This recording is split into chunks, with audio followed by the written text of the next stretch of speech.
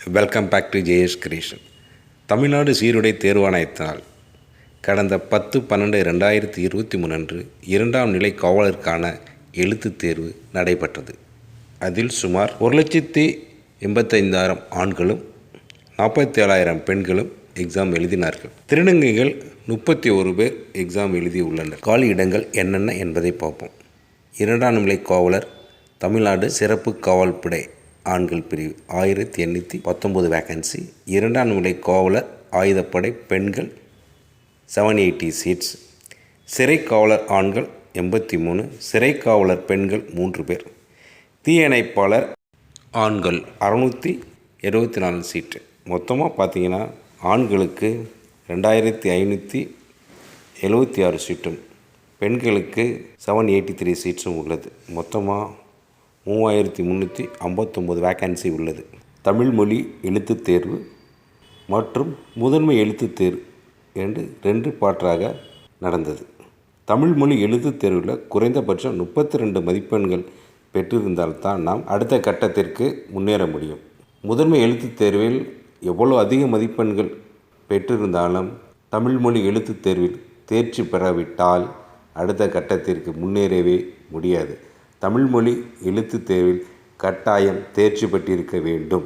முதன்மை எழுத்துத் தேர்வில் தேர்ச்சி பெறுவதற்கு குறைந்தபட்சம் 25 மதிப்பெண்களாவது பெற்றிருக்க வேண்டும். குறைந்தது 40 மதிப்பெண்களுக்கு மேலாவது பெற்றிருந்தால்தான் அடுத்த கட்ட தேர்வான உடல் திறன் தேர்வுக்கு செல்ல முடியும். எந்த கம்யூனிட்டிக்கு எவ்வளவு மார்க் இருந்தால் அடுத்த கட்டத்திற்கு செல்லலாம் என்பதை இப்பொழுது பார்ப்போம்.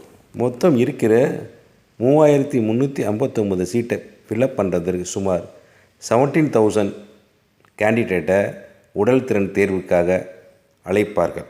அதாவது 13,000 ஆண்களும் 4,000 பெண்களும் அடுத்த கட்ட ஃபிசிக்கல் எண்டோரன்ஸ் டெஸ்ட்டில் கலந்து கொள்வார்கள். மொத்தம் உள்ள 3359 சீட்டில் டிபார்ட்மெண்ட் வாரிசுதாரர்களுக்காக 10% அதாவது 336 சீட்டு போய்விடும். ஸ்போர்ட்ஸ் பர்சனுக்கு 336 சீட் போய்விடும். பேலன்ஸ் இருக்கிற 80% சீட்டில் தான் முன்னாள் இராணுவத்தின் வருவாங்க, விதவைகளும் வருவாங்க. அதுபோக பேலன்ஸ் இருக்கிறதா மற்ற ரிசர்வேஷனுக்கு போகும்.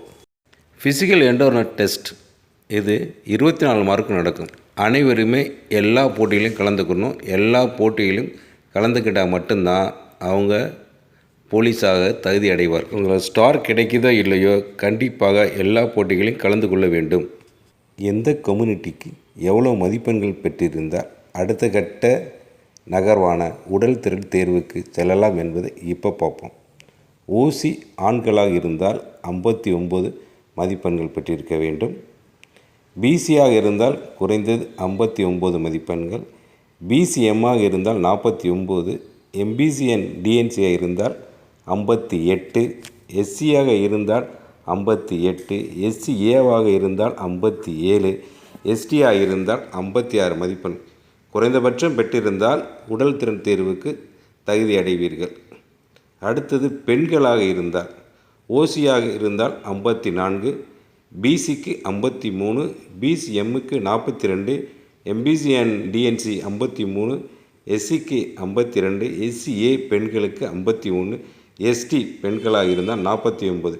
குறைந்தபட்சம் இந்த மதிப்பெண் பெற்றிருந்தால் நீங்கள் அடுத்த கட்டத்திற்கு செல்லலாம். இந்த வருடம் எக்ஸாம் எழுத எல்லாருமே சொல்லியிருக்காங்க எக்ஸாம் ரொம்ப ஈஸியாக இருந்துச்சுன்னு.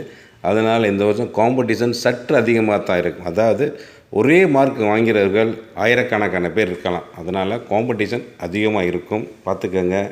கட் ஆஃப் இந்த லெவலில் தான் இருக்கும். மோஸ்ட்லி இதை விட அதிகமாக இருக்கிறதுக்கான சான்சஸ் கம்மி. அதனால் அடுத்த கட்ட தேர்வான உடல் திறன் எண்டோரன்ஸ் டெஸ்ட்டில் 24 மார்க் எடுக்கிறதுக்காக ட்ரை பண்ணுங்கள். உங்களுக்கு வேலை நிச்சயம்.